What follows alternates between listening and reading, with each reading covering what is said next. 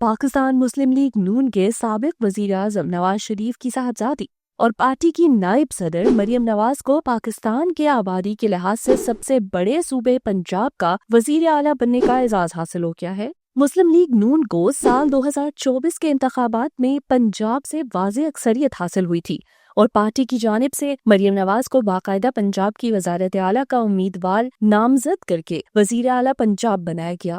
مریم نواز چونکہ پہلی مرتبہ رکن قومی اور صوبائی اسمبلی منتخب ہوئی ہیں، اس لیے تجربہ کار ان کی کارکردگی کو مسلم لیگ نون کی بقا کے لیے ناگزیر قرار دیتے ہیں۔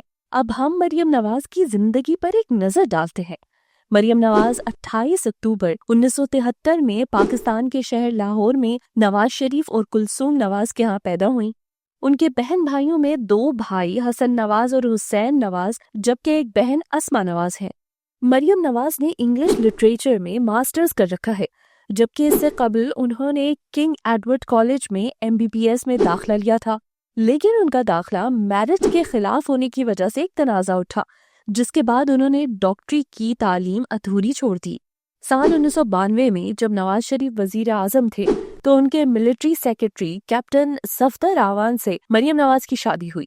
مریم نواز کے 3 بچے ہیں، جن میں ایک بیٹا جنید صفدر اور 2 بیٹیاں ہیں۔ سال 2013 سے قبل مریم نواز سیاسی دنیا سے دور تھی، لیکن پھر 2013 کے انتخابات میں مریم نواز کو ضلع لاہور کی انتخابی مہم کا نگراں بنایا گیا، جہاں انہوں نے اچھی کارکردگی دکھائی اور پارٹی کو منظم کرنے میں کردار ادا کیا۔ اس کے بعد مریم نواز نے سوشل میڈیا کو عوام سے جڑنے اور پارٹی موقف سب تک پہنچانے کا ذریعہ بناتے ہوئے سوشل میڈیا پر پہلے سے انتہائی متحرک تحریک انصاف کو ٹف ٹائم دینا شروع کیا۔ 2013 کے انتخابات کے بعد جب نواز شریف وزیر اعظم بنے تو مریم نواز کو وزیر اعظم کے یوتھ پروگرام کا انچارج مقرر کیا گیا، لیکن ان کی تقرری کو چیلنج کر دیا گیا، جس کے بعد انہوں نے وہ عہدہ چھوڑ دیا۔ تاہم وزیر اعظم ہاؤس میں رہتے ہوئے مریم نواز نے PTI کے خلاف سوشل میڈیا وار لڑی اور ان کے ہر حملے کا بھرپور جواب دیا۔ سال 2016 میں پاناما اسکینڈل نے سیاست کی دنیا میں ایک طوفان برپا کر دیا اور اس میں مریم نواز کا نام بھی شامل تھا۔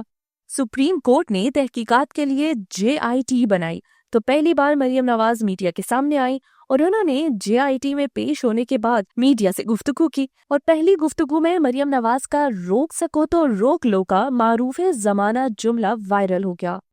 روک سکتے ہو تو روک لو۔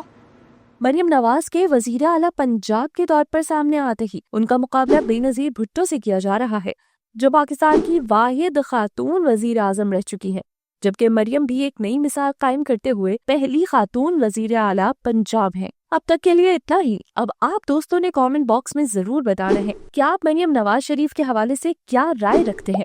ویڈیو اگر پسند آئے تو لائک کا بٹن ضرور دبا دیجیے گا۔ اجازت دیجیے، اللہ حافظ۔